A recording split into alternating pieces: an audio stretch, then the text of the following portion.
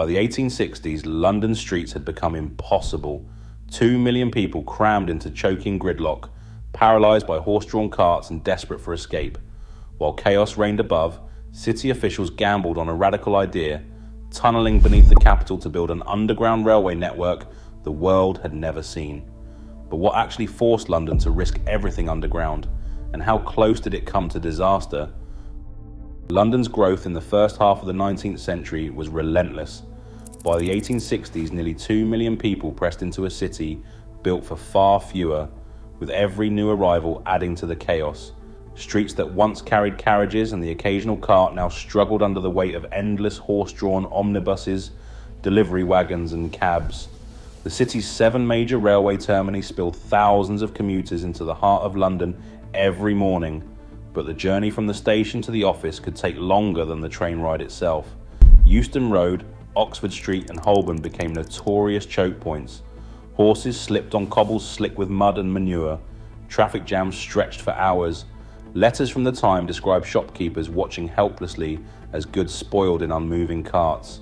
Newspaper columns filled with complaints about the stench, the noise and the sheer impossibility of moving from one end of the city to the other. The city's arteries were clogged and tempers frayed. Londoners faced a daily ordeal hemmed in by the limits of the street. Frustration grew as the city's ambitions collided with its own congestion. The need for a solution was no longer just a matter of convenience.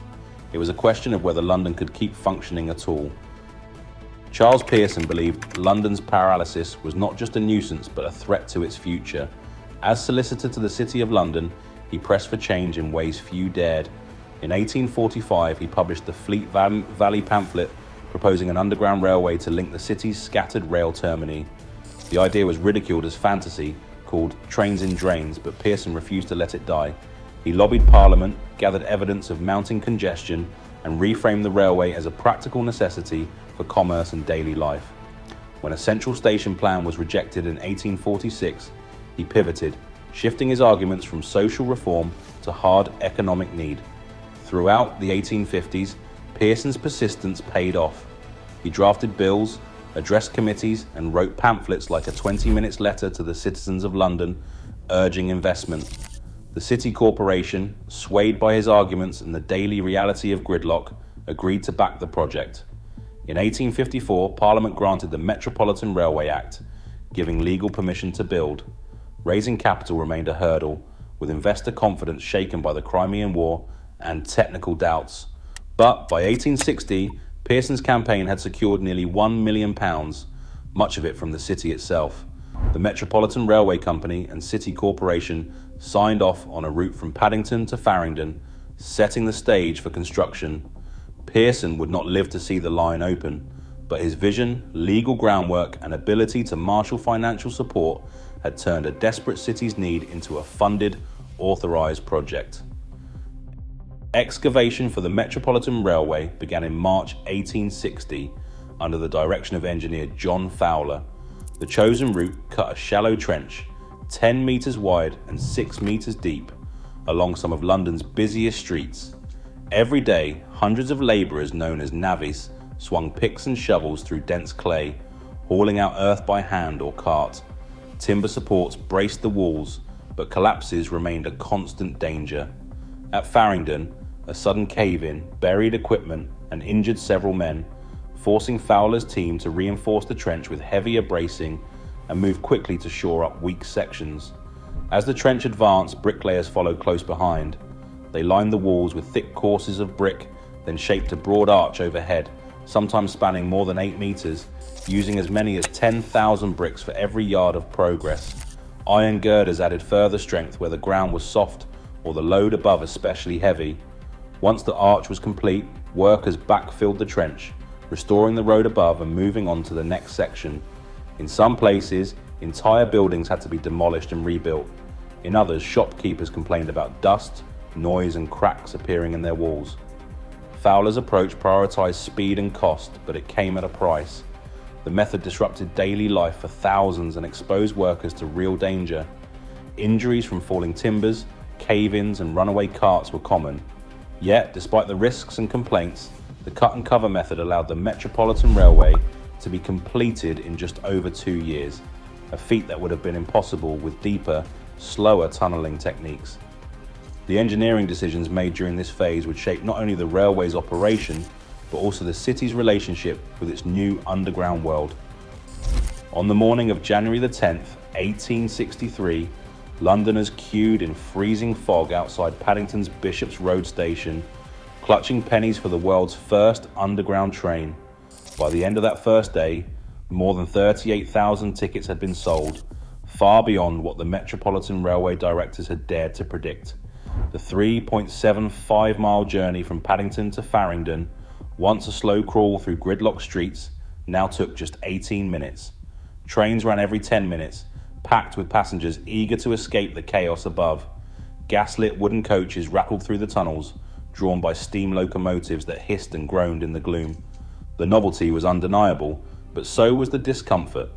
Clouds of smoke and steam hung in the air, mixing with the heat of crowded compartments. Letters and newspaper columns described a stuffy, reeking atmosphere. One passenger wrote that the tunnel smelled like a chimney. Still, the crowds kept coming. In the first 12 months, the Metropolitan Railway carried 9.5 million passengers. By the second year, the total climbed to 12 million. The railway's instant popularity brought new challenges. Ventilation shafts struggled to clear the thick fumes, and gas lighting only added to the oppressive air. Some doctors warned of health risks, while critics called the tunnels a hazard. Yet for most Londoners, the chance to bypass the city's surface gridlock outweighed the discomfort. The success of those first journeys proved the underground concept worked, but it also revealed the limits of steam power beneath the city. The legacy of that opening day would shape every underground railway that followed. Today, the London Underground stretches over 402 kilometres and connects 272 stations across the city. Yet every train that runs beneath central London still threads through tunnels shaped by choices made more than 160 years ago. The original cut and cover construction left behind brick-lined passages with headroom just over 3.5 metres, barely enough for the earliest rolling stock and far tighter than most modern metro systems. These clearances set strict limits on train size and shape, forcing engineers to design bespoke carriages that fit the Victorian tunnels. Upgrades, like step-free access or new signalling, often run up against the hard boundaries of brickwork laid in the 1860s. Even as the network expanded and technology advanced, the physical legacy of those first tunnels remains, dictating what can and cannot be done underground in the 21st century. Within decades of London's first underground journey, engineers from across the globe arrived to study its lessons and limitations. Paris opened its metro in 1900, adopting shallow tunnels and brick arches, but choosing electric trains to avoid the smoke that plagued London.